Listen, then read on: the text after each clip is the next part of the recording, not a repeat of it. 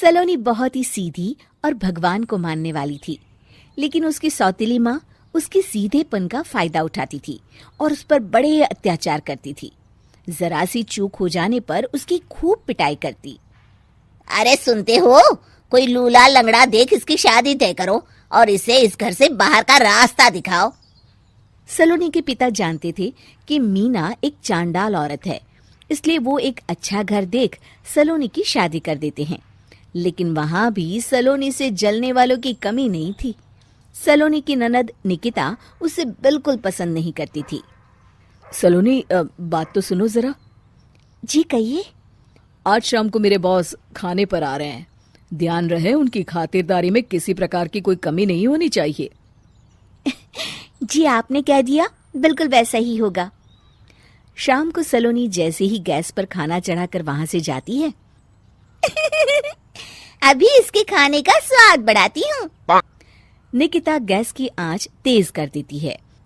थोड़ी देर में देखते ही देखते सारा खाना जल जाता है और पूरे रसोई घर में चारों तरफ धुआं फैल जाता है। अब आएगा मजा। माँ जल्दी आओ, यहाँ देखो सलोनी ने किचन में आग लगा दी। अरे तेरा सत्यानाश हो, कल मुही तूने ये क्या कर दिया? सलोनी की सास उसे बहुत डांट फटकार लगाती है। तभी मोहन अपने बॉस के साथ घर में प्रवेश करता है। अरे भाई मोहन, ये क्या तुम्हारे घर का क्या हाल हो रखा है? लगता है खाना जल गया है। चलो खाने का प्रोग्राम कैंसिल करो, मैं अपने घर जाके खा लूंगा। सर दरअसल सर मुझे माफ कर दीजिए। अरे कोई बात नहीं, घरों में ये छोटी मोटी बातें होती रहती है। मैं समझ सकता हूँ, फिक्र मत करो, मैं नाराज नहीं हूँ और इस बात का तुम्हारे प्रमोशन पर भी कोई असर नहीं पड़ेगा। चलो अब चलता हूँ मैं। बॉस के जाते ही मोहन सलोनी पर भड़क उठता है और उसे खूब खरी खोटी सुनाता है।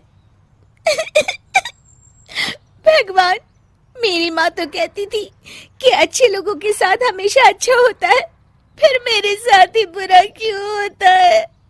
आखिर मेरी गलती क्या है?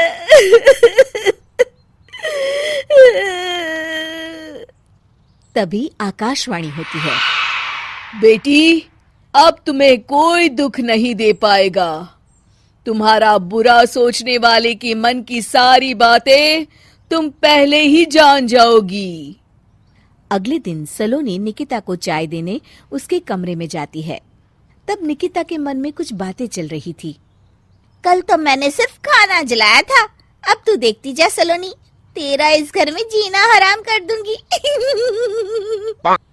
अच्छा, तो ये बात है, अब इसे सबक सिखाना ही पड़ेगा।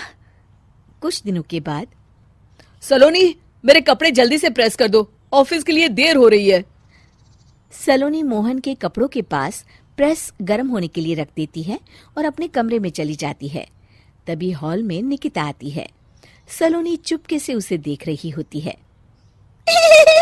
आज अगर मैंने ये कपड़े जला दिए तब तो पक्का मेरा भाई इस सलोनी की बच्ची को धक्के मार के घर से बाहर निकाल देगा।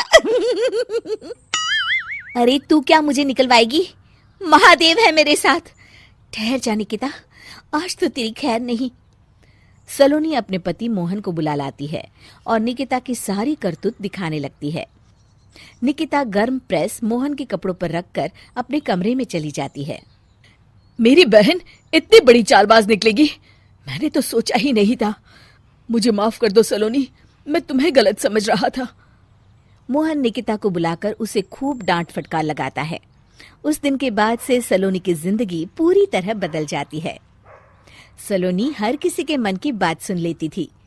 दूसरी तरफ निकिता का कोई भी दांव सलोनी पर नहीं चलता था और आखिरकार वो भी सलोनी के आगे घुटने टेक देती है। फिर एक दिन सलोनी की सास की सहेली ममता अपनी बहू कविता के साथ वहां आती है। कविता मन ही मन कहती है, अरे ये बुढ़िया पागल है जो मुझे यहाँ लेके आ गई। कहाँ मैं अपनी किटी पार्टी छोड़ के इसके साथ यहाँ मरने आ गई। पता नहीं कब तक इसे झेलना पड़ेगा। अरे ये जल्दी मरे और इसकी सारी जायदाद मेरे नाम हो जाए। सलोनी कविता की सारी बातें सुन लेती है। अरे कविता, तुम अपनी सास की जायदाद के लिए उन्हें झेल रही हो और उनके मरने का इंतजार कर रही हो। ये तो गलत बात है। सलोनी की बात सुनकर कविता बिना देर किए कहती है, अरे ये तुमने कैसे सुन लिया? ये सारी बातें तो मैं अपने मन से बोल रही थी। तुमने कैसे सुन लिया? बस फिर क्या था। ये सुनते ही कविता के बगल में बैठी उसकी सास उसकी चोटी पकड़ लेती है। क्यों रे कलमुही, तू मेरे बारे में ये सब सोचती है? मम्मी जी, मुझे माफ कर दीजिए। बड़ी आई मेरी जायदाद लेने वाली, मैं आज ही अपने वकील को बुलाकर सब कुछ छोटी बहू के नाम कर देती हूँ। चल घर चल, आज तेरी अच्छी खबर लेते हूँ। इस तरह सलोनी लोगों के मन की बातें सुन लेती थी, लेकिन धीरे धीरे सलोनी को एहसास होता है कि उसके आसपास के सारे लोग एक दिखावे की जिंदगी जीते हैं और सब एक दूसरे के बारे में बुरा ही सोचते हैं। हे भगवान, दुनिया में कैसे लोग हैं? सबके मन छल कपट से भरे हैं। मैं तो लोगों के मन की बातें सुन सुनकर तंग आ चुकी हूँ। मैं अपनी जिंदगी में अब बहुत खुश हूँ। अब आप मुझसे ये शक्ति वापस ले लीजिए भगवान। इस तरह भगवान सलोनी को दी हुई शक्ति वापस ले लेते हैं और सलोनी एक आम जिंदगी जीने लगती है।